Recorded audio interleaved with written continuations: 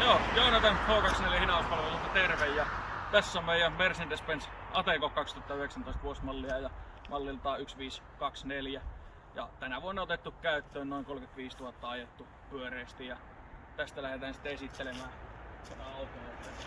Tällä tapauksessa niin täällähän on mukava matkustaa asiakkaan suon lähtökohtaisesti aina uudessa auto ja sitä kautta sitten 2 ihmistä mahtuu vielä kuljettajan lisäksi kyytiin ja sillä saadaan suuri osa ihmisistä sitten kelkottua tuolta tienlaidasta pois päältä sieltä. Ja sitten autosta tietysti löytyy järeä lava, missä lavaleveyttä on 2 metriä 45 senttiä suunnilleen ja siitä sitten kantavuutta noin 6 tonnia tässä autossa. Ja tosiaan sitten tarvikelaatikoista meiltä löytyy kaikenlaista dollyä, että kun renkaat on lukittu, niin saadaan siitä sitten dollylle renkaan alle ja renkaat vapaaksi. Tunkkia löytyy ja sitten pikkusen näitä liikenteenohjauskartioita löytyy myös. Sitten tosiaan istukaappi on tässä, mistä saadaan sitten manuaalisesti ohjattua lavaa, pinssiä, grilliä ynnä muuta. Ja tähän löytyy tietysti sitten kaukosäädin tässä autossa, että pääasiassa käytetään kaukokäytöllä. Tää on hyvin vähällä käytöllä täällä. Tosiaan lavalta löytyy 1 pinssi ja sitten löytyy täältä runkopinssi.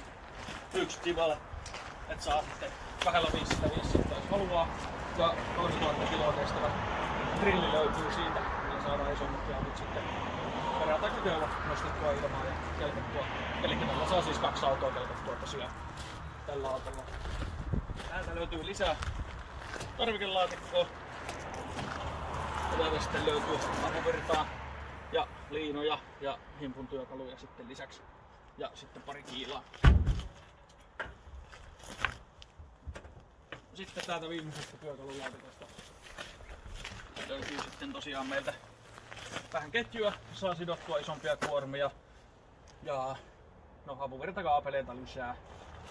Et pääasiassa sidontatarvikkeita löytyy tästä. Kuljettajan tiloihin, niin täältähän löytyy kaikenlaista kivaa. Jotenka tabletin teline, se on kätevä. Ja täältä sitten ohjataan esimerkiksi majakoita ja työvaloja tästä konsolista. Hyvin perus Mersu, aika perusvarusteellakin olemme tää kyseinen ajoneuvo. Sitten löytyy tietysti nyt koronan takia niin kertakäyttöhanskoja ja käsidesiä. Ja sitten liittorit löytyy joka tapauksessa, jos tarvii pitemmälle lähteä ajamaan. Ja sitten erinäisiä varusteita meillä löytyy vielä täältä. Pientarvikkeita ja sun muuta. Esimerkiksi se renkaanpaikkaussarjahan meillä on tällainen. Hyvin yksinkertainen, mutta tällä paikataan paljon sitten renkaita, mitä pystyy. Jotakuinkin siinä. Pistetään seuraavaan osaan sitten vähän ajoneuvon käyttöön ja lavatekniikkaa näytetään. Niin palataan siinä videossa sitten uudestaan asiaan.